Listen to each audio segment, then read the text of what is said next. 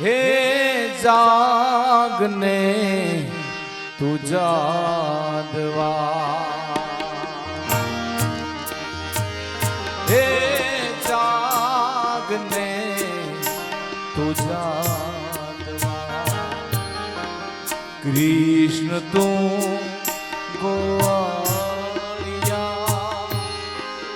तुझ बिना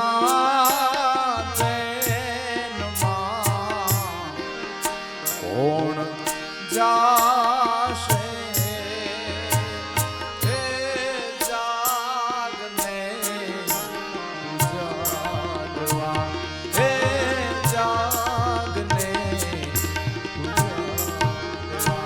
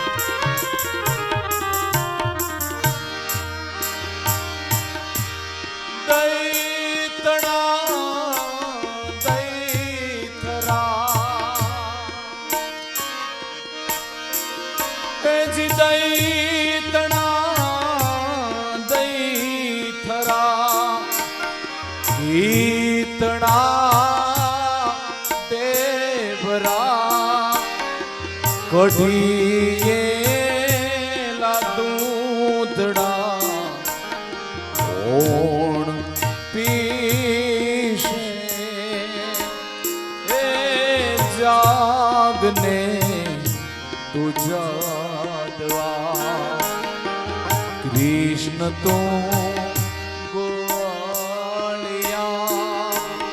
तुझ विना धेनु मावे कोण जाशे, हे जाग जाने तुझा दवा, हे जागने तुझा दवा।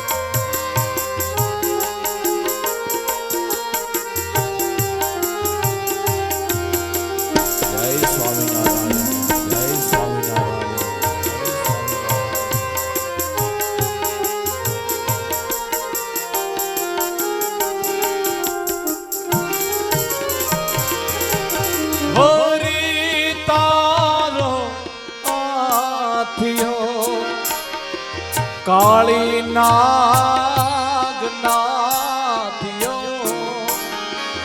हरि तारो आथियो, काली नाग नाथियो भूमि के रो भार रे मधुरी सिमोरली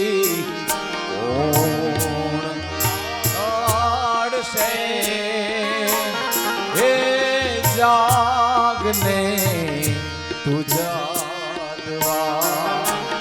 कृष्ण तू गोवालिया तुझ बिना धैन मां कोण जाशे, हे जागने तुझा दवा, हे जागने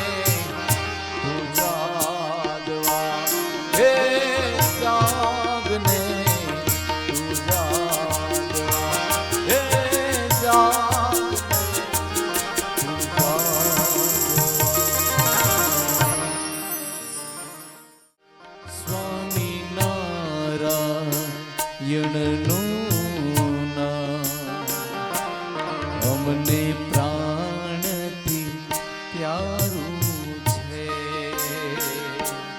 અમને પ્રાણથી પ્યારું છે અમને પ્રાણથી પ્યારું છે અમને પ્રાણથી પ્યારું છે અમને પ્રાણથી પ્યારું છે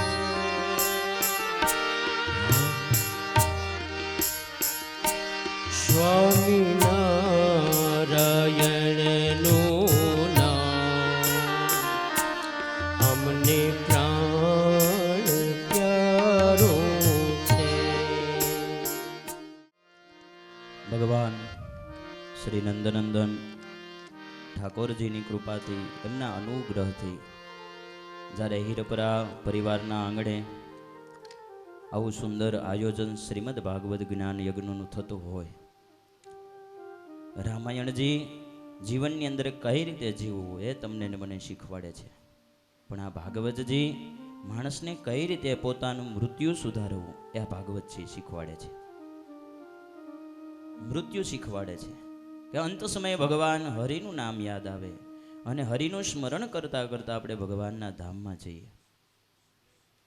કાલની કથાની અંદર આપણે જોઈ ગયા કે આ વેન નામના રાજાએ ભગવાનનો તિરસ્કાર કરી પણ ભગવાનની સાથે શત્રુ બુદ્ધિ એટલે સતત ભગવાનના સ્મરણ અને ચિંતન કરતા કરતા કે ભગવાન ભલે મારા વેરી છે પણ એ વેરમાં પણ તન માત્રા વધારે હોય. તમારી તમને જેટલા વ્યક્તિ પ્રેમ કરે છે એની તરફ તમારું ધ્યાન ઓછું જશે, પણ તમારા દુશ્મનો કેટલા છે, તમારા શત્રુઓ કેટલા છે એની તરફ તમારું ધ્યાન વધારે ખેંચાશે.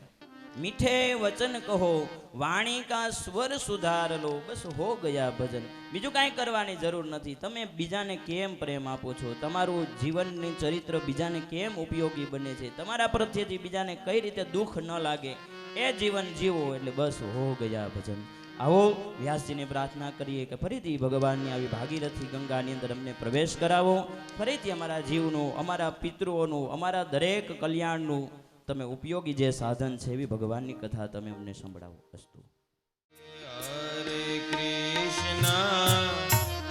હરે કૃષ્ણ કૃષ્ણ કૃષ્ણ હરે હરે હરે કૃષ્ણ સબ ગાયે હરે કૃષ્ણ કૃષ્ણ કૃષ્ણ હરે હરે હરે રામ હરે રામ રામ રામ હરે હરે હરે રામ ભજન કરો હરે રામ રામ રામ હરે હરે હરે કૃષ્ણ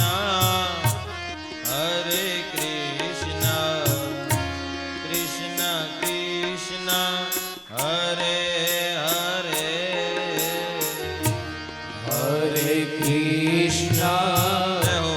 હરે કૃષ્ણ કૃષ્ણ કૃષ્ણ હરે હરે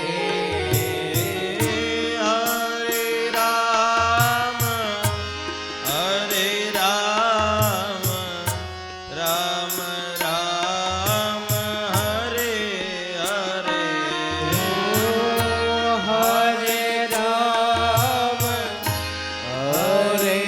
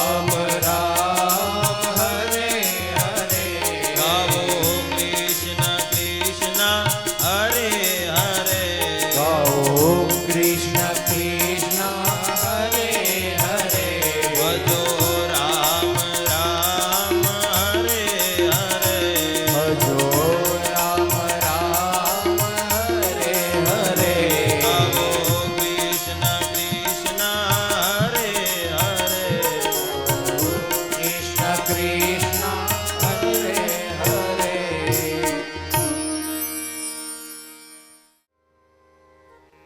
શ્રીમદ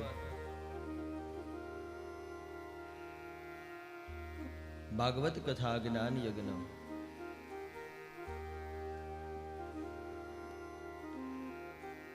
હીરપરા પરિવાર સર્વે દેવંગત પિતૃઓના મોક્ષાર્થે આ કથા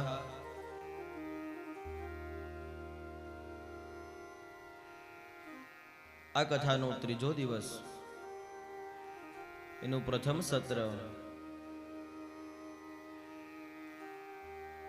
કથા ગંગામાં સ્નાન કરવા પધારેલા દરેક ભાવિક હરિભક્તો સ્ત્રી ભક્તો વડીલો સર્વને મારા વ્યાસપીઠ પરથી જાજા કરી જય શ્રી કૃષ્ણ જય સ્વામિનારાયણ.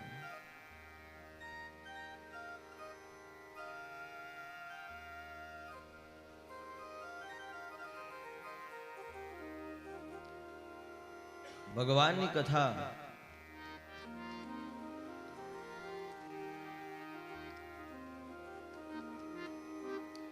જો જળ હોય તો શરીર પર રહેલો મેલ સાફ થાય અને જો મારા ને તમારા જીવનમાં કથા હોય તો મનમાં રહેલો મેલ સાફ થાય છે.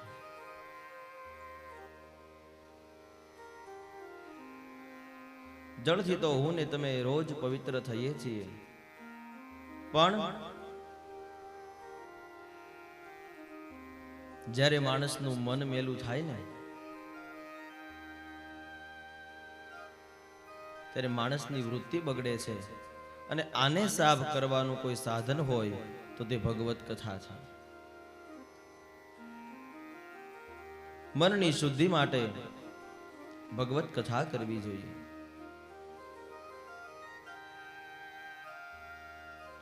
હીરપરા પરિવારના આંગણે સુંદર આ અવસર પણ કહેવાય, સારો સત્કર્મનો પ્રસંગ પણ કહેવાય.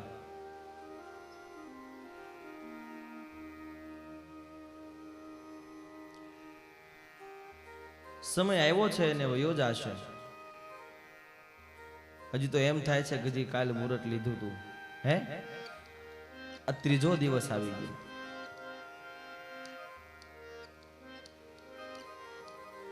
ત્રણ સ્કંદનું મેં તમે યજન કર્યું, ચર્ચા કરી. પાછા અમે સુરત વાળા સુરત વ્યા જશું, હવના ઠેકાણે પડી જશે ભગવત ચર્ચા કરી. પણ જે સમય મને તમને મળ્યો છે, જે તક મળી છે, પછી તો બેસવું જ છે, પછી એ ધંધા પાણી કરવા જ છે હવને. પણ ભગવાને તમારા સંપૂર્ણ જીવનમાંથી આ એક 7 દિવસ તમને આપ્યા છે કે આખી જિંદગી કદાચ તમે મારા માટે કંઈ ન કરી શકો, નિમિત્ત જ બનાવ્યા છે ને. હરિકૃપાથી જ આપણે સૌ ભેગા થયા છીએ, આવો વિચાર આવ્યો છે. તો એની જો કૃપા હોય, એની દ્રષ્ટિ હોય, એની ઈચ્છા હોય, અને એમાં આપણે પાર ન પડીએ તો આપણું જેવું પાપી કોઈ નથી.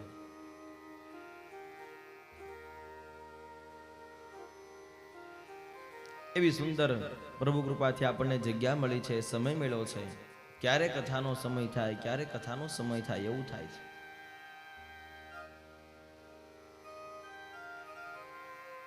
એવા શ્રોતા મળ્યા છે. ભગવાન કહે છે,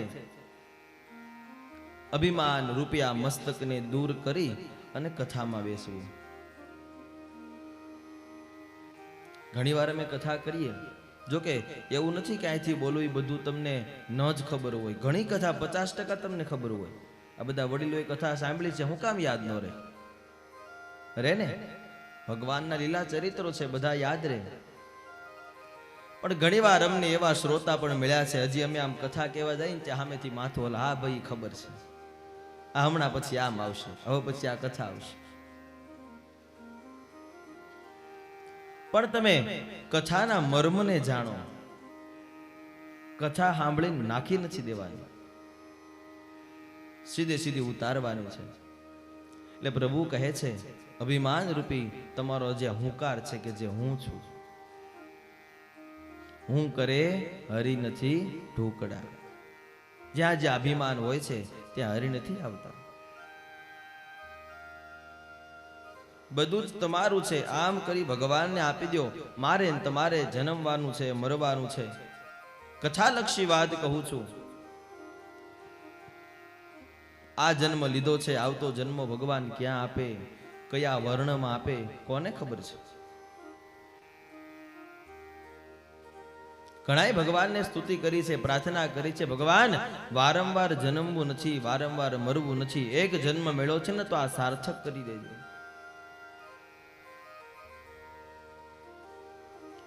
પુનરપી જનનમ પુનરપી મરણમ પુનરપી જનની જઠરે શયનમ.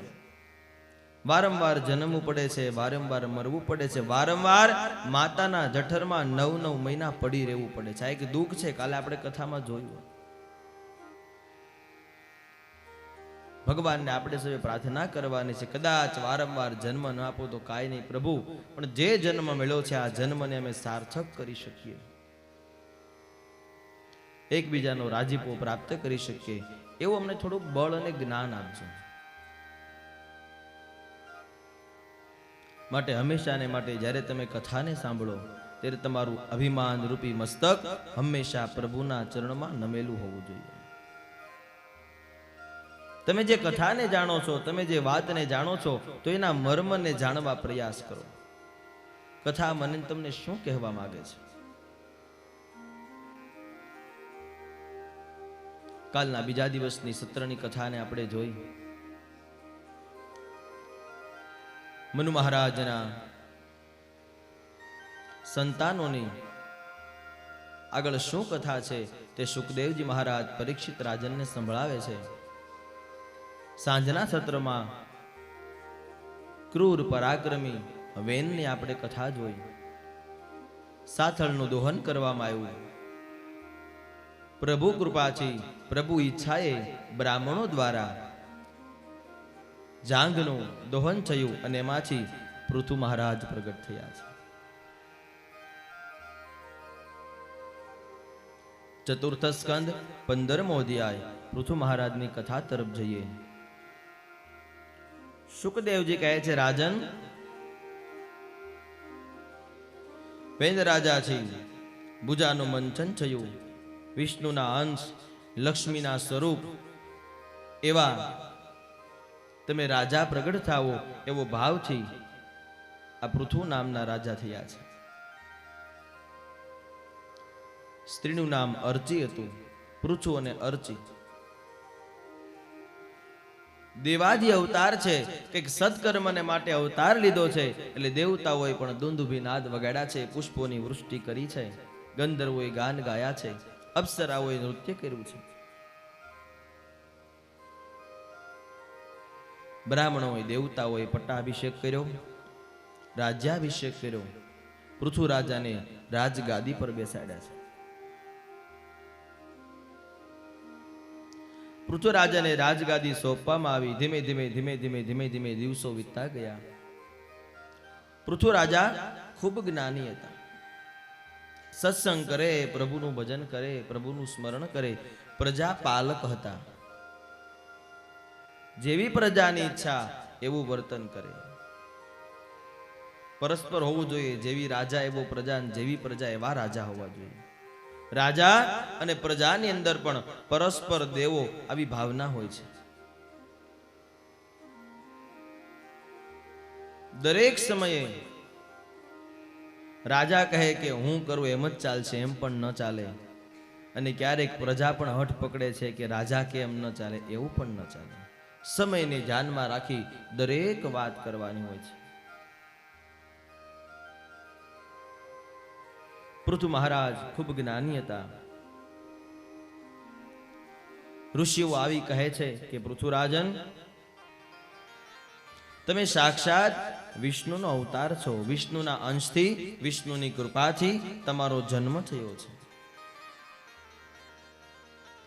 ભવિષ્યની અંદરમાં કદાચ ઇન્દ્ર વૃષ્ટિ ન કરે તો તમારી અંદર એવી તાકાત છે, તમે પોતે તમારી તાકાતથી પણ વરસાદને લાવી શકો છો. ઋષિઓ આવી પૃથુ રાજાને એની શક્તિ બતાવે છે. ઘણીવાર મને તમને પણ ખબર ન હોય કે આપણામાં કેટલી શક્તિ છે, આપણે કેટલું કર્મ કરી શકીએ છીએ.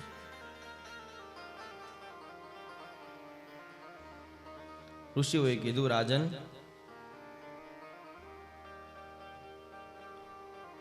પ્રભુ ભજન કરો. તમારો જન્મ કંઈક જીવની સાર્થક થાને માટે છે. સુખદેવજી મહારાજ પરીક્ષિતને કહે છે, પૃથુ રાજાને પોતાનું રાજ્ય કરવાની ઈચ્છા છે, એટલે વિચાર કરે છે કે જો મારે મારી પ્રજાને સુખી કરવી હોય તો ભોજન માટે ધાન્ય જોશે, ગાય માટે, પશુ પક્ષીઓ માટે કંઈક જે આપણે અત્યારે ઘાસ ખવડાવે છે ગાયને, વનસ્પતિઓ છે, આ બધું ક્યાંથી આવશે? મારી પ્રજા કેમ જીવશે? પૃથુ રાજાને શક્તિ છે કે આમાંથી જો કોઈ આપણને આ બધું વસ્તુ આપી શકે ને તો તે આ પૃથ્વીમાં છે. પૃથુ રાજા પૃથ્વીનું ખંડન કરવા લાગ્યા. પૃથ્વીએ ગાયનું સ્વરૂપ લીધું. ભગવત કથા બતાવે 17મો અધ્યાય. પૃથ્વીએ ગાયનું સ્વરૂપ લીધું છે ને ગાય નાસવા લાગી છે ને પૃથુ રાજા પાછળ એને મારવા દોડે છે. તમારી પાસે શક્તિ છે, તમે માતા છો, છતાં પણ કેમ અર્પણ નથી કરતા?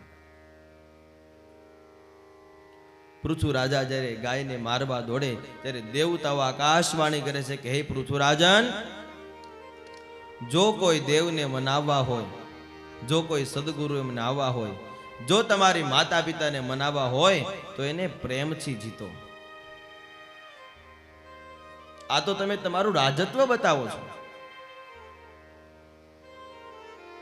તમે એની સ્તુતિ કરો, તમે એના ચરણમાં જાઓ, એના શરણે પડી જાઓ, માફી માંગો તો તમને તમારું ધ્યેય મળશે. જે તમે ઈચ્છિત માંગો છો એ તમને મળશે. પૃથુ રાજા ગાયના સ્વરૂપમાં પૃથ્વીજીને ચરણ પડી નમસ્કાર કરે છે, મને માફ કરો, પણ આ જગતના કલ્યાણને માટે તમારી પાસે માંગુ છું, મારે નથી જોતું. પૃથુ રાજાને કહે છે, જગતના કલ્યાણને અર્થે મારો જન્મ થયો છે, એટલા માટે માંગુ છું. સર્વ જગતના કલ્યાણ માટે જેનો જન્મ થાય એ જ માગી શકે છે. ઘણીવાર જોયું છે, આપણા માટે સંતો, સાધુઓ, સદગુરુઓ ભગવાન માટે માગે છે.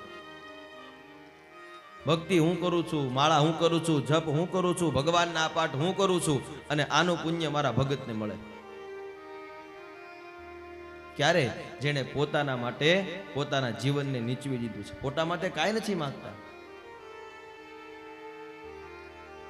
પરમાર્થને કારણે માગે છે. અને જ્યારે જ્યારે આ વ્યાસપીઠ પરથી તમને કહું છું, ક્યારેક પરમાર્થના કારણે માગવું પડે ને તો શરમ કર્યા વગર માગજો. કાંઈક તમારે કોઈ ગૌશાળામાં દેવું છે, તમારે કોઈ મંદિરમાં દેવું છે, તમારે કોઈ ભિક્ષુકને દેવું છે, અને તમારી સમય શક્તિ નથી, જો તમારે ગામની અંદર માગવા નીકળવું પડે તો શરમ વગર માગજો. તોળી કહે હું માગું નહીં અપને તન કે કાજ, પરમાર્થને કારણે મને માગતા ન આવેલા છે. પરભાવથી, સેવાના ભાવથી જ્યારે માગવાનું હોય ત્યારે નીકળી જવું. પૃથુ રાજા જગત કલ્યાણને માટે માગે છે.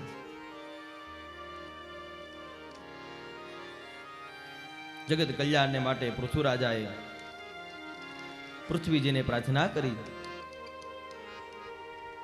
ગાયના સ્વરૂપમાં પૃથ્વી પ્રસન્ન થયા. કીધું, રાજન, મારું નામ લઈ, દેવોનું નામ લઈ પૃથ્વીની અંદર જે વાવો ને એ તમને મળશે. જાઓ, મારું વરદાન છે. પૃથ્વી રાજાના વરદાન લેવાથી સમગ્ર આ જગતની અંદર જેટલી તમને વનસ્પતિઓ દેખાય છે, જે કાંઈ તમને ઔષધિઓ દેખાય છે, આ બધું જ પૃથુ રાજાની પ્રાર્થનાથી અને માં પૃથ્વીની કૃપાથી મને તમને મળે છે. તમારા જેવા ખેડૂત પુત્ર માટે તો પૃથ્વીમાં સિવાય કોઈ મોટી માં ન હોય. એના ઉપર તો તમારું જીવન છે ને. અમારા માટે કોઈ મોટી માં હોય, અમારે કોઈ પિતા ગણવો હોય તો અમારા માટે આ શાસ્ત્ર છે. જો અમારી પાસે શાસ્ત્ર ન હોય તો અમે નકામા છીએ. ભગવાન લક્ષ્મીજીને વિષ્ણુ પુરાણની અંદર કહે છે કે બ્રાહ્મણને હંમેશાને માટે કોઈ દિવસ ધનની જરૂર નથી. બ્રાહ્મણ શાસ્ત્રથી ધનવાન હોય છે. રાજા પોતાના શસ્ત્રથી ધનવાન હોય છે. અમારી પાસે શાસ્ત્ર છે એટલે અમે ધનવાન. પૈસાની કોઈ કિંમત જરૂર હોતી નથી. એમ તમારી પાસે માં પૃથ્વીનું બળ છે. જો એની કૃપા ન હોય તો તમે આગળ ધનવાન ન બની શકો. આ તો હવે આપણે સિટીમાં ગયા ને અલગ અલગ ધંધા પકડ્યા, કંઈક આપણને બુદ્ધિ સૂજીને આપણે કર્યું. નહીતર સૌનું કર્મ છે. તમે ખેડૂત પુત્ર છો, તમારું કર્મ આ ખેડવાનું જ છે. પૃથ્વીનું દોહન કરી એમાંથી ઉત્પન્ન કરવાનું અને પ્રજાને અર્પણ કરવાનું આ તમારું કાર્ય છે. પ્રજા ગેરમાર્ગે ન જાય, સીધા માર્ગે જાય, ભગવત ચર્ચાએ થાય, એ કર્મ કરવું એ અમારું કર્મ છે. પૃથ્વીરાજાની કૃપાથી ધીમે ધીમે ધીમે ધીમે અલગ અલગ વનસ્પતિઓ છે. દરેક પ્રકારની ઔષધિઓ મળી. સર્વ જીવને નવું જીવન મળ્યું. દરેક વૃક્ષની અંદર કંઈક ને કંઈક તન માત્રાઓ બતાવી, કંઈક ને કંઈક એનું ફળ બતાવ્યું. તુલસીજીનો છોડ જોવો, પીપળો જોવો, બધું આપણે અહીંયા લીલો વાસ મૂકેલો છે. એક એક વનસ્પતિ આપણા આંગણે હોય તો કેવી રૂડી લાગે. દરેકની પાછળ કંઈક ને કંઈક મહત્વતા છે. તુલસી ક્યારો આપણે અહીંયા મૂકેલો છે. ભગવાન વિષ્ણુને તુલસી પ્રિય છે. તુલસીનું બીજું નામ વૃંદા છે. આગળ કથા આવશે. ભગવાન જે વનમાં રહ્યા હતા, વૃંદાવન શું કામ? આખું વન તુલસીનું હતું અને ભગવાનને પ્રિય લાગ્યું. ભગવાન એમાં રહ્યા એટલે તે વૃંદાવન કહેવાયું. પીપળાની પણ કથા છે. આપણે ઘણીવાર કહેતા હોઈએ છે ને કે પીપળે જઈને પૂજા કરો એટલે પિતૃઓ તૃપ્ત થાય. કેમ વડલો નો કીધો, આંબો નો કીધો? પીપળાનો વૃક્ષ જ કેમ કીધું? કે જેની અંદર પિતૃનો વાસ છે, કે જેની પૂજા કરવાથી ભગવાન વિષ્ણુ પ્રસન્ન થાય છે. જોજો માણસ ક્યાં હોય છે અને શું કરી બેઠે છે. કદાચ તમે નામ સાંભળ્યું હોય તો પીપલાદ નામના ઋષિ થયા છે. હતા મારી તમારી જેમ એક પુરુષ, પણ એને એવું કર્મ કર્યું પછી એને પીપલાદ ઋષિ એવું નામ મળ્યું છે. ક્યાંક એવી કથા વાંચેલી છે કે યુવાની હતી, ઘર સંસાર છોડી અને એક વનની અંદર જઈ અને પ્રભુનું ભજન કરે છે. પણ પીપળાનું ઝાડ હતું ને ત્યાં જઈને ભજન કરે છે. ઘણા વર્ષો સુધી તપ કર્યું, પરંતુ વનમાં જઈને તપ કરવાનું કારણ પીપલાદ ઋષિનું દુઃખનું કારણ હતું. જીવનની અંદર બહુ બધું દુઃખ આવ્યું હતું. ધન સંપત્તિ નહોતી, સ્ત્રી પુત્ર કઈ ન હતા, એટલે સંસાર નિરસ થયો. હવે મારે આમાં જીવીને શું છે? આમ કરી તપ કરવા ગયા. ટૂંકમાં તમને કથા કહું તો ઘણા વર્ષો તપ કર્યા. ભગવાન વિષ્ણુ પરમાત્મા પધાર્યા. ભગવાન કહે છે, બોલો વરદાન માગો, તમારી ભક્તિથી હું પ્રસન્ન થયો છું. પીપલાદ ઋષિ કહે છે, પ્રભુ તમે વરદાન માગવાની વાત તો કરો છો, પણ મને વાત કહો. આટલો તમારું ભજન કર્યું, આટલી તમારી ભક્તિ કરી, તો પછી મારા જીવમાં જે દુઃખ આવ્યું એનું કારણ શું છે? વિષ્ણુ પરમાત્મા શનિ મહારાજને બોલાવે છે. સાંભળો પીપલાદ, તમારા જીવનમાં શનિની પનોતી લાગી હતી. તો પીપલાદ ઋષિ કહે છે, તમારે જો વરદાન આપવું હોય ને તો મને વરદાન એ જ વરદાન આપો કે જે વ્યક્તિ પીપળાના વૃક્ષની નીચે મૂળમાં બેસી અને તમારું ભજન કરશે તો આને કોઈ દિવસ શનિની પનોતી નહીં લાગે.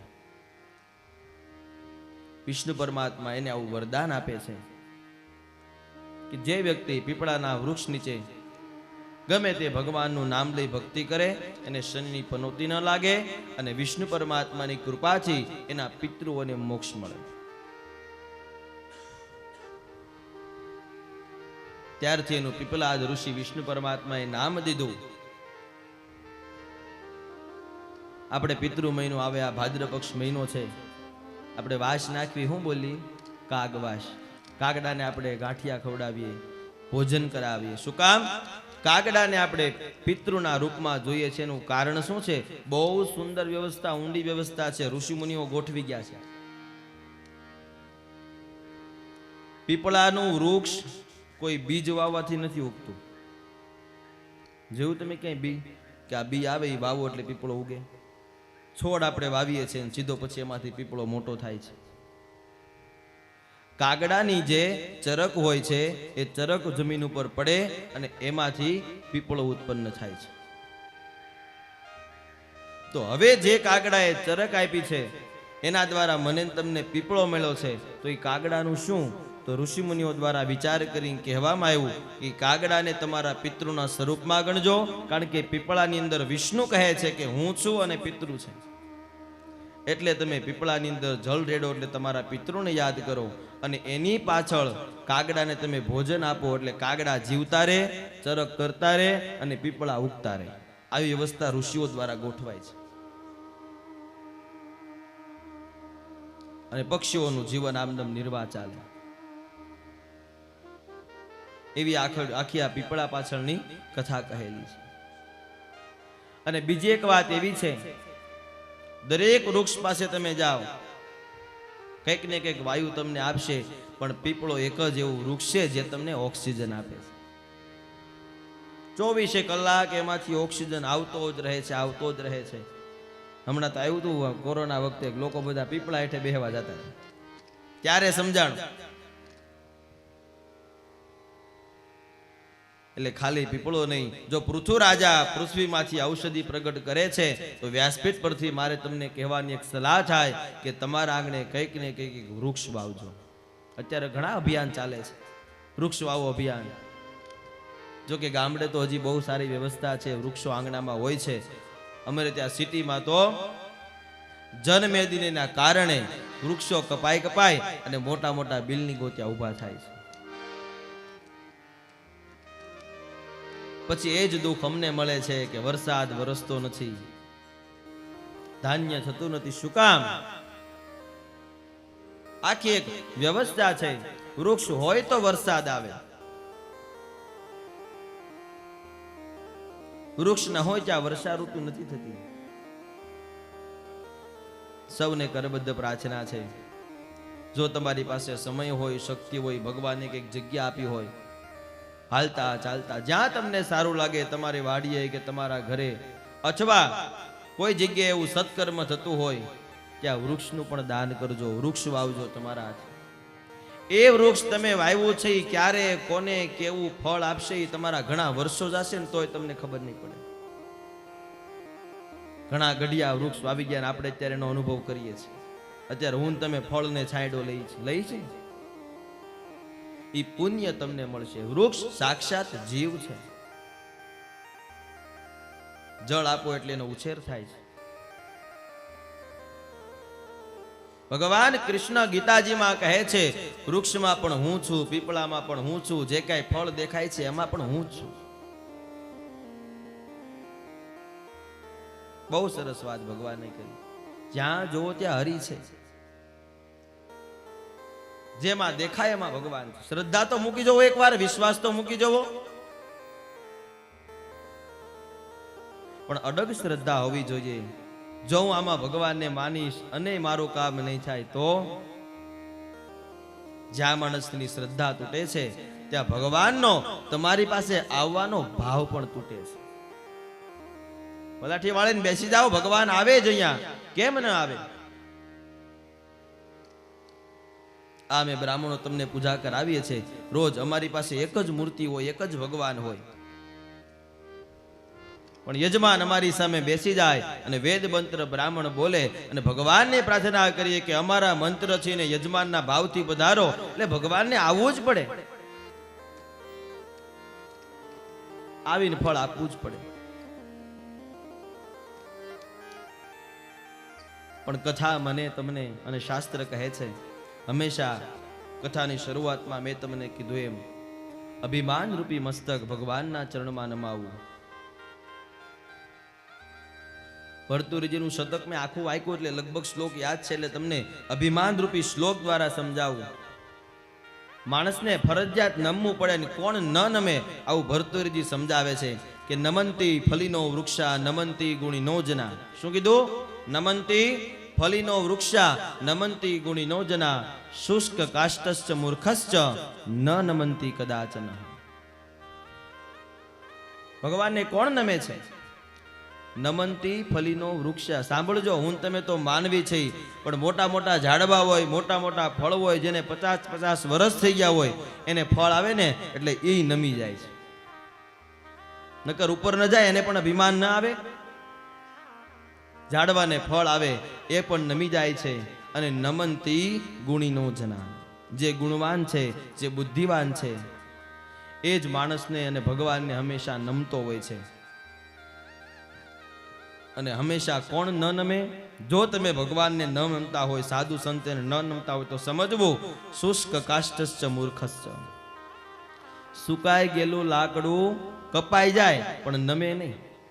જોયું છે ને તમે?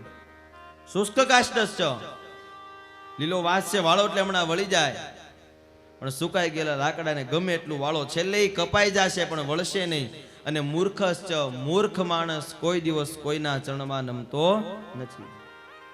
ન નમંતી કદાચન. એટલે હું ને તમે ના જેટલા દેખાય છે આમાં કોઈ મૂર્ખ પણ નથી અને સુકાઈ ગયેલા લાકડા જેવા પણ નથી. એટલે હંમેશા જ્યાં જરૂર પડે, જ્યાં જરૂર લાગે ત્યાં નમતા રહો.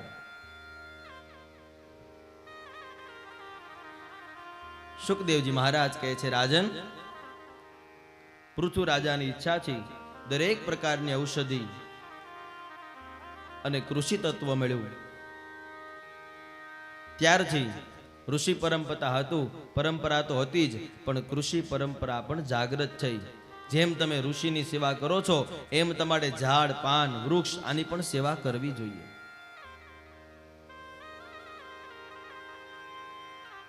પૃથુ રાજાએ માં પૃથ્વીનો આભાર માન્યો છે ત્યારથી લઈ આજ સુધી. અને હું તમે હશું કે નહીં ત્યાં સુધી પૃથ્વી માતા એનું કર્મ કરશે, આપતા જ રહેશે. કેટલું કેટલું ખાલી વનસ્પતિ નહીં, આ બધા આપણે મોટી મોટી હીરાની ખાણ નીકળે છે, કોઈ બનાવે છે? માં પૃથ્વી આપે છે. એ હીરાની ખાણ, હીરા ઉપર તો અમારું સુરત હાલે આખું. એમ જેને જે વસ્તુ છે, મોટા મોટા આપણે આ પથ્થરો જોઈએ છે, બધું જ માતા દ્વારા. નો હોત તો શું કરે? આ વસ્તુ ન મળી હોત તો શું કરે? આ મોટા મોટા ગ્રંથ લખાય છે, આના જે પાના છે ને ઈ ઝાડવામાંથી બન્યા છે, વૃક્ષમાંથી કાગળ બને છે. બહુ બધી પૃથ્વી માની કૃપા છે મારી તમારા પર. માં તત્વ માણસના જીવનમાં ખૂબ જરૂરી છે. માં છે એક શક્તિનું સ્વરૂપ છે, અને જ્યારે જ્યારે માણસમાં શક્તિ વહી જાય ને પછી કાંઈ રહેતું નથી. શક્તિ સ્વરૂપને કોઈ દિવસ ન ભૂલવું. આગળ જતા ઋષિઓની ઈચ્છાથી પૃથુ મહારાજનું મોટું શાસન થયું. ઋષિઓ કહે છે, મહારાજ, તમારી મુક્તિને માટે તમે યજ્ઞ કરો. અશ્વમેઘ યજ્ઞ કરે છે. પૃથુ રાજાને સર્વ દેવતાઓ સભામાં આવી આશીર્વચન આપે છે. યજ્ઞ કરવાનું પણ ખૂબ મહત્વ બતાવ્યું. 12 સ્કંદમાં જે જોવો દરેક રાજાઓએ યજ્ઞ કર્યા છે. શું કામ? યજ્ઞની પણ એક વ્યવસ્થા ઋષિ મુનિઓ દ્વારા ગોઠવાય છે. તમે તમારા ઘરે યજ્ઞ કરો, એમાં ગાયના ઘીનો હોમ થાય, જવતલાદીનો હોમ થાય, સુંદર વાતાવરણ સર્જાય. આ યજ્ઞનો, આ હોમનો ધુમાડો આકાશ માર્ગની અંદર જાય, પાછા એના વાદળ બંધાય, એના દ્વારા જ તમને વર્ષા થાય, વરસાદ આવે, તમે રાજી થાવ, પાછા યજ્ઞ કરો. આખી એક આ વ્યવસ્થા છે.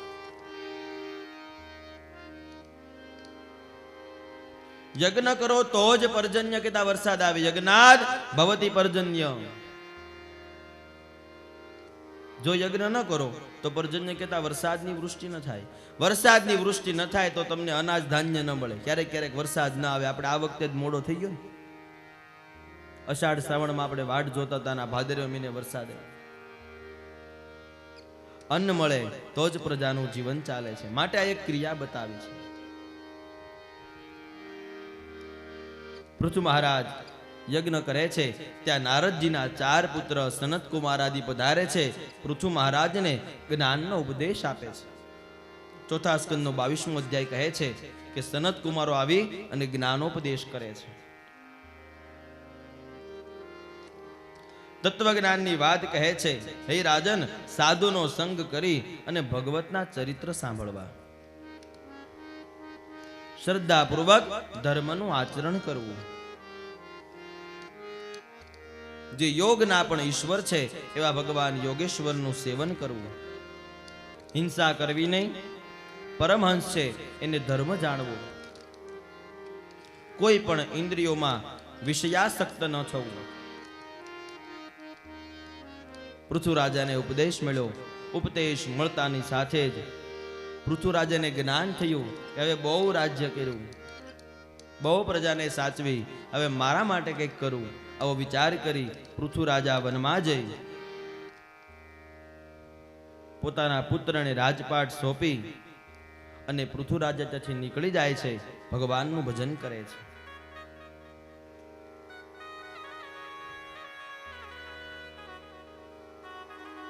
પુત્ર બરહિષ્દ નામના રાજા થયા. એક પછી એક રાજાઓની કથાનું વર્ણન આવે છે. કેવા રાજા થયા, કયા રાજાએ કયું પુણ્ય કમાયા, કેવા કર્મ કર્યા, એની કથા ભાગવતનો 4th સ્કંદ કહે. આ રાજન એક બાજુ ભગવાનનું ભજન કરતો હતો, એક બાજુ એવું ક્રૂર કાર્ય પણ કરતો હતો. મૃગ્યા રમવાની ઈચ્છાથી રોજ જાય, પશુ પક્ષીને મારે, તીર કામટાથી મારે, આનંદ પામે અને પાછો ઘરે આવ્યા. કોઈ પશુને મારે, કોઈ પક્ષીને મારે, જળમાં જઈ કોઈ માછલીને મારે અને મનથી આનંદ પામે છે.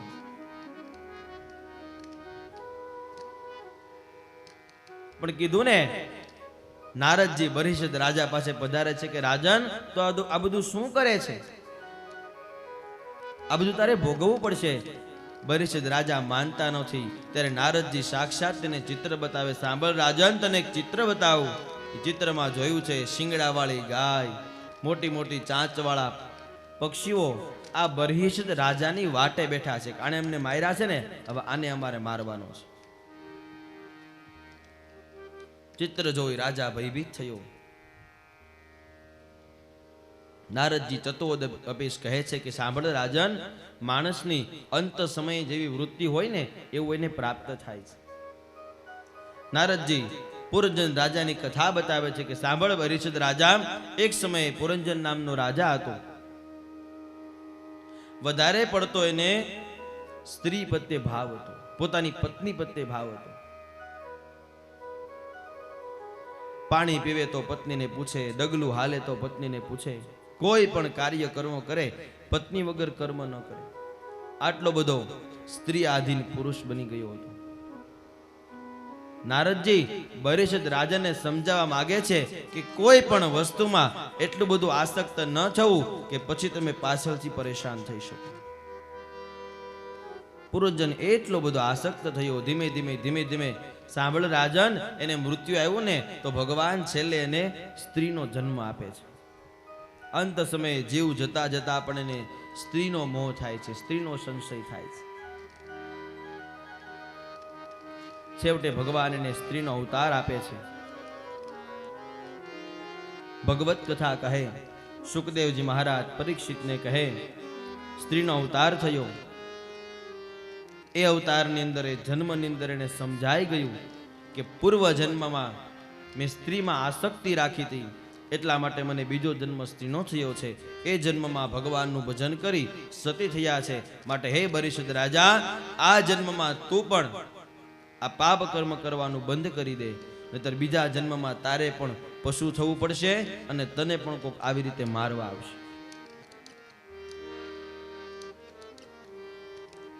ભાગવતજીના અધ્યાયની અંદર સુખદેવજી મહારાજ કહે છે કે સ્ત્રી સંગ કરો તો સંસાર મળે અને ઈશ્વર સંગ કરો ને તો મોક્ષ મળે છે.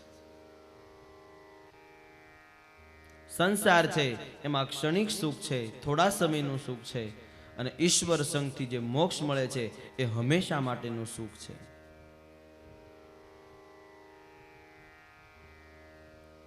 માણસ સ્ત્રી સંગમાં રહી, પરિવાર સાથે સંગમાં રહી અને પાપ કર્મ કરે છે, અને જ્યારે ઈશ્વર સંગ કરે છે ત્યારે માણસથી હંમેશાને માટે પુણ્ય કર્મ થતા હોય છે.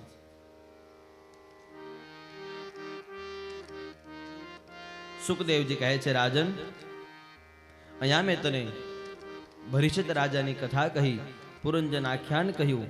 આટલું કહી સુખદેવજી મહારાજ ચતુર્થ સ્કંદને પૂર્ણ કરે છે. 30 અધ્યાયનો આ ચોથો સ્કંદ પૂર્ણ થાય છે. આવો ત્રીજા દિવસના પ્રથમ સત્રમાં ચોથો સ્કંદ પૂર્ણ થયો. આ સ્કંદ ભગવાનના ચરણોમાં આપણે સૌ સાથે મળી અર્પણ કરીએ. કાયેન વાચા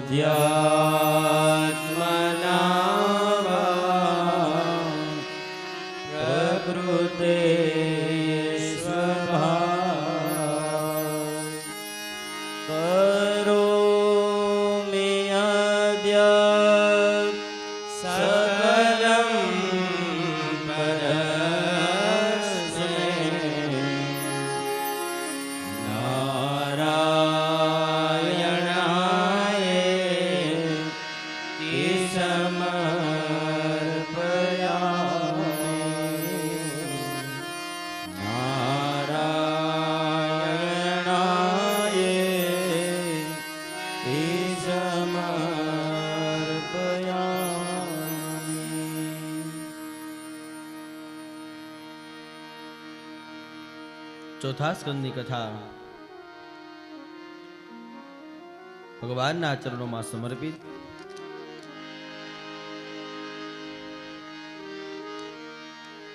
પાંચમા સ્કંદમાં પ્રવેશ કરીએ. સુખદેવજી મહારાજ પંચમ સ્કંદ કહે. પાંચમા સ્કંદમાં પ્રવેશતા પહેલા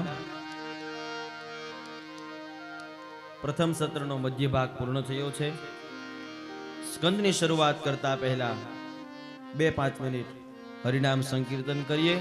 મેલ મોટા ને મન જેના સાંકડા રે, મેલ મોટા ને મન જેના સાંકડા રે, મેલ મોટા ને મન જેના સાંકડા રે, મેલ મોટા ને મન જેના સાંકડા રે, મેલ મોટા ને મન જેના સાંકડા રે, મહેલ મોટા ને મન જેના સાંકડા રે, જેના માનઈ રામનું નામ છે રે, જેના મુખમાં નહીં રામનું નામ છે રે, જેના મુખમાં નહીં રામનું નામ છે રે, જેના મુખમાં નહીં રામનું નામ છે રે, કોઈ જાશો ના એવા ને આંગણે રે, કોઈ જાશો ના એવા ને આંગણે રે.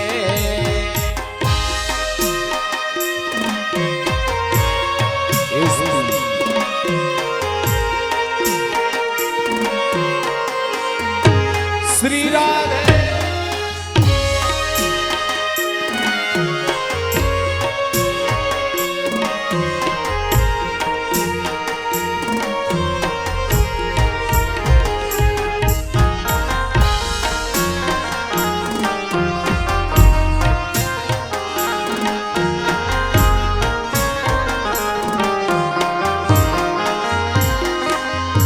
કદી સારા ન કામ થાય હાથથી રે કદી સારા ન કામ થાય હાથથી રે કદી સારા ન કામ થાય હાથથી રે કદી સારા ન કામ થાય હાથથી રે જેની તિજોરીમાં ગરીબોની હાય છે રે જેની તિજોરીમાં ગરીબોની હાય છે રે જેની તિજોરીમાં ગરીબોની હાય છે રે જેની તિજોરીમાં ગરીબોની હાય છે રે કદી જાશો ના એવાને આંગણે રે કોઈ જાશો ના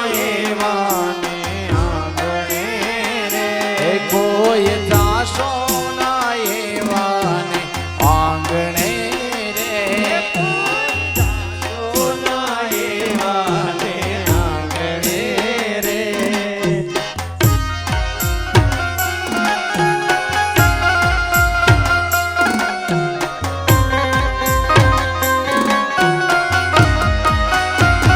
જય સ્વામિનારાયણ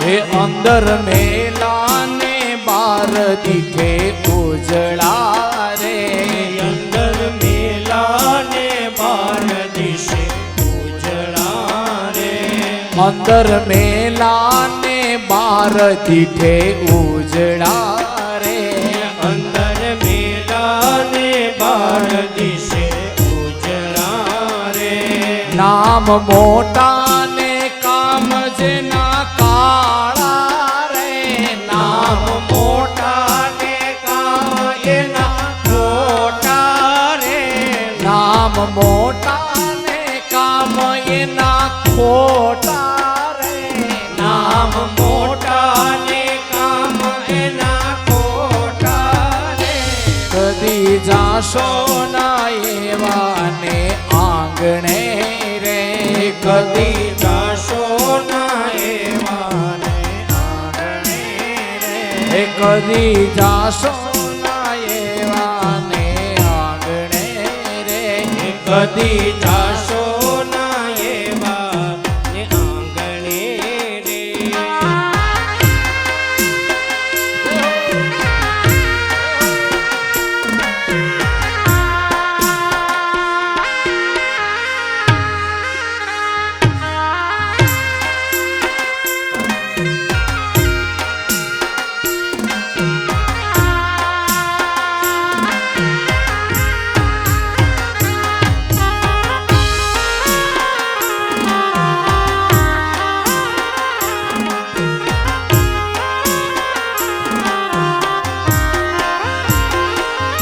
જમ જેવા મહેમાન એને લાગતા રે જામ જેવા મહેમાન જેને લાગતા રે જમ જેવા મહેમાન જેને લાગતા રે જામ જેવા મહેમાન જેને લાગતા રે હે જેની વાણીમાં નય આદર ભાવ છે રે જેની વાણીમાં નહીં આદર ભાવ છે હે રે જેની વાણીમાં નય આદર ભાવ છે રે જેની વાણીમાં નહીં આદર ભાવ છે રે કોઈ જાશો ના એવાને આંગણે રે કોઈ જાશો ના એવા એ આંગણે રે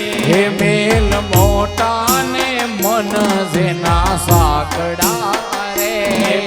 દિલ મોટા ને મન જેના આંકડા રે હે જેના મુખમાં નહીં રામનું નામ છે રે જેના મુખમાં નહીં રામનું નામ છે રે કોઈ જાશો ના એવા ને આંગણે રે કોઈ જાશો ના એવા ને આંગણે હે રે અમે ડાયા ને બીજા બધા મૂર્ખા રે અમે ડાયા ને બીજા બધા મૂર્ખા રે જેના અંતરમાં હોય અભિમાન છે રે એના અંતરમાં હોય અભિમાન છે રે કોઈ જાશો ના એવા ને આંગણે રે કોઈ જાશો ના એવા ને આંગણે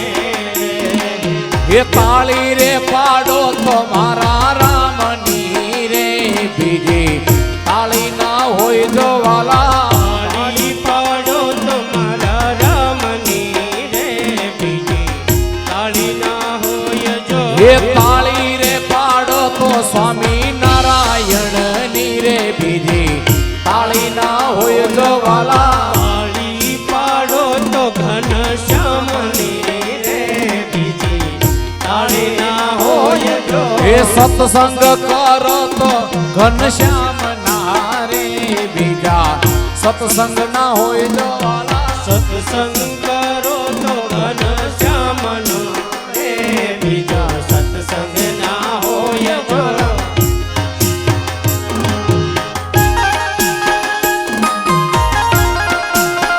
એ પાડો તાળી એ પાડો તાળી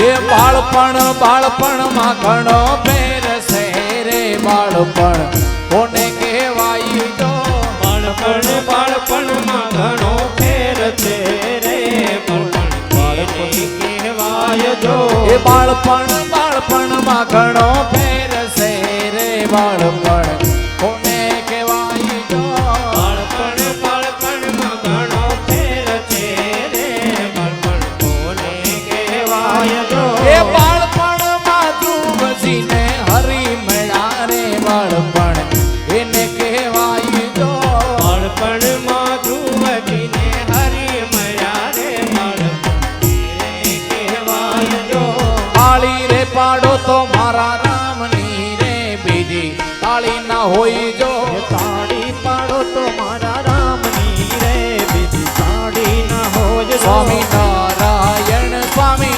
નારાયણ સ્વામી નારાયણ સ્વામી નારાયણ સ્વામી નારાયણ સ્વામી નારાયણ સ્વામી નારાયણ સ્વામી નારાયણ સ્વામી નારાયણ સ્વામી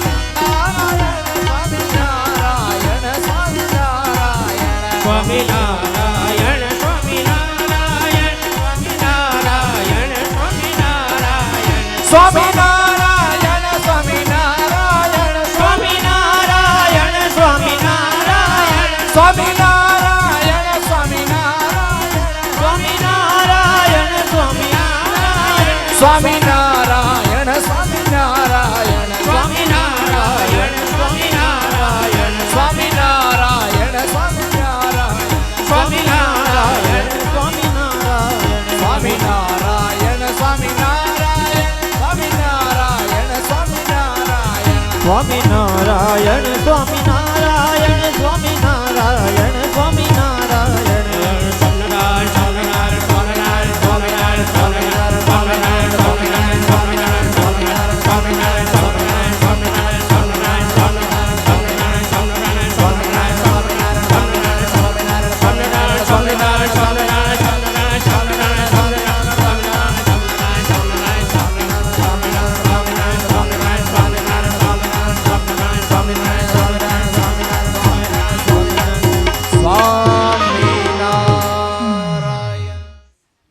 ત્રીજા દિવસે બેનો મોજમાં દેખાણા છે. અમને ખ્યાલ છે કે તમારા પગ છૂટા કરાવવા પડે, પણ બહુ બધો બંધાયેલો છું અને એમ જ રહેવાનું છે. પણ થોડુંક ભાઈઓની સામે આંખ આડા કાન કરીને તોય તમને ભજન કરાવું છું. રહેવું છે કથામાં જ, પણ જોકે પરિવાર સો ઘર છે કે જવાનું નથી, પણ તોય હાથની પ્રેમથી મારી સામે આવો ને એટલે આવું 10 મિનિટ કરાવવું પડે છે. કારણ કે જેને જેની જરૂર છે એવું એને પીરસવું પડે. બેનો કથામાં આવે ને જો પગ છૂટા ન થાય, હાથ છૂટા ન થાય તો એ કથા એના માટે નકામી છે. એટલે સૌ જેવી જરૂર છે આપણે બધું લેશું.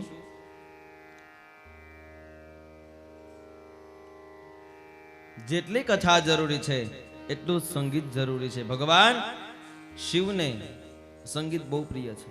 શિવ પુરાણમાં બહુ બધું લખ્યું છે. વિષ્ણુ પરમાત્માને જે આપણે ભગવાનને વાઘા પહેરાવીએ શણગારીએ છીએ, કારણ કે ભગવાન પૂર્ણ પુરુષોત્તમને અલંકાર પ્રિય છે. નમસ્કાર પ્રિયો ભાનુ, જલધારા પ્રિયો શિવ, અલંકાર પ્રિયો વિષ્ણુ, બ્રાહ્મણા મોદક પ્રિય. શ્લોક લખાયેલો છે. જલધારા પ્રિયો શિવ, ભગવાન શિવને જલની ધારા પ્રિય છે. કાંઈ નો અર્પણ કરો, ખાલી એક જલનો લોટો ચડાવો એટલે ભોળાનાથ રાજી. નમસ્કાર પ્રિયો ભાનુ, ભાનુ કહેતા ભગવાન સૂર્ય. ભગવાન સૂર્ય એને નમસ્કાર પ્રિય છે. રોજ સવારે ઉઠી સૂર્યને નમન કરવું જોઈએ. બીજું કાંઈ ના આપો તો ચાલે. નમસ્કાર પ્રિય ભાનુ. અલંકાર પ્રિયો વિષ્ણુ, ભગવાન પૂર્ણ પુરુષોત્તમ અલંકારને પ્રિય છે. જેટલા વાઘા પહેરાવો, જેટલા શણગાર કરો એટલું ઓછું છે. અને કરવો જરૂર છે, કારણ કે એને પ્રિય છે. તમે શિવાલયમાં જજો, કાંઈ હોય સર્પ સિવાય. ભગવાન શિવનો શણગાર સર્પ છે ને એ પ્રિય છે. વિષ્ણુને અલંકાર પ્રિય છે. એ બધું હજી ઊંધી છે, હતું અને રહેશે, પણ છેલ્લી જે કહેવત છે ને એ જાતી જાય છે. બ્રાહ્મણા મોદક પ્રિય, બ્રાહ્મણ લાડવાને પ્રિય છે. પણ એ બધું હતું. હવે અમે બધા તો આ જુવાન્યા લાડવો હામો આવે છે કંઈક થાય છે. સાંભળેલું છે અમારા વડવાઓ ડોલ લાડવા ખાઈ જતા. તો જ આવ્યું હોય ને. શાસ્ત્રમાં ક્યારે લખાણું હોય કે બ્રાહ્મણા મોદક પ્રિયા? પણ દેવ પોતાનું કર્મ ન છોડે, મનુષ્ય છોડે છે. સમય વ્યતીત થતા, કલયુગ થતા અમને લાડવા ભાવતા બંધ થયા છે, પણ આ ત્રણનું કઈ હજી બંધ નથી થયું. સૂર્યને નમસ્કાર કરો, શિવને જલની ધારા ચડાવો, ભગવાન વિષ્ણુને બની શકે એટલા અલંકાર અર્પણ કરો.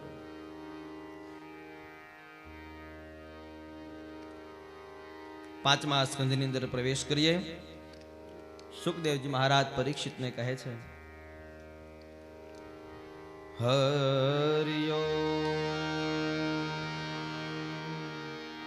અથ શ્રી શુક ઉવાચ પ્રિયવતો ભાગવતમ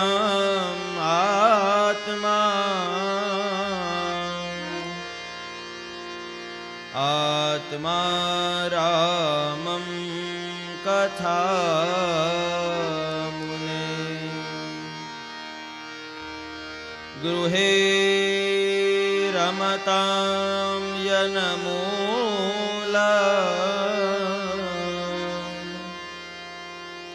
કર્મ બંધ પરાભવ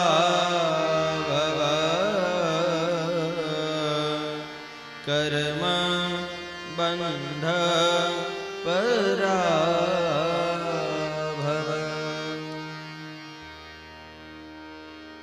પંચમ સ્કંદ.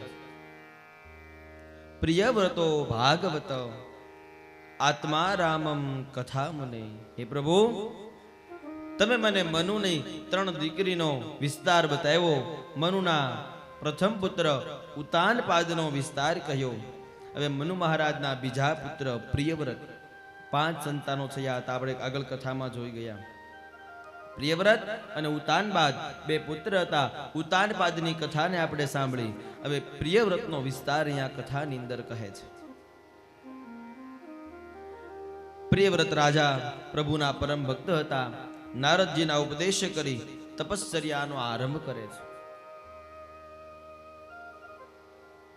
જ્યારે તમને કોઈ શ્રેષ્ઠ પુરુષનો આદેશ મળે, ઉપદેશ મળે, તો જ તમે સત્કર્મ કરી શકો છો.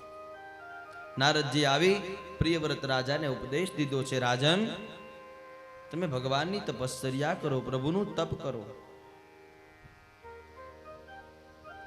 તપશ્ચર્યાનો આરંભ કર્યો જ્યારે બ્રહ્માજી મંદરાચલ પર્વત વિશે ઊભા છે, તે જ પ્રતિબિંબ થયું છે. બ્રહ્માજીએ પ્રાર્થના કરી, સાંભળો રાજન, તમારો આજનો સમય, વર્તમાન સમય રાજ્ય કરવાનો છે. તમે રાજ્ય કરો, તમને ઉત્તમ ગતિ મળશે. પ્રિયવ્રત રાજા રાજ્ય કરવા માટે પધાર્યા છે. પ્રજાનું પાલન કરે છે.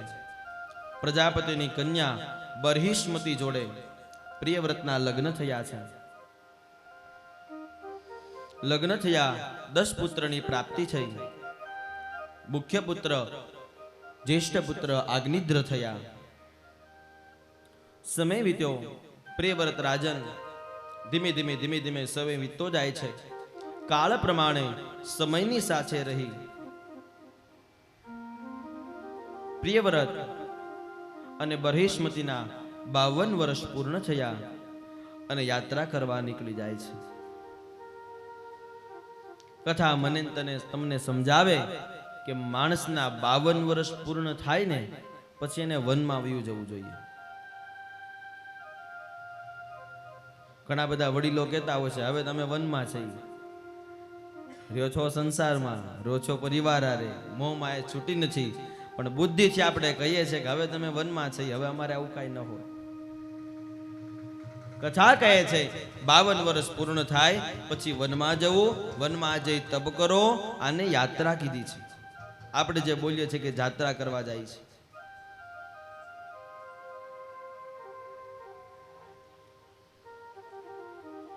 સાંભળજો, કથા કહે છે કે માણસે જાત્રાએ જવાનું. આપણે બધા જાત્રાએ જાય છીએ, ઘણા આમાં કરી છે. દાદા અમે 4 ધામની જાત્રાએ ગયા હતા. જાત્રા કોને કહેવાય?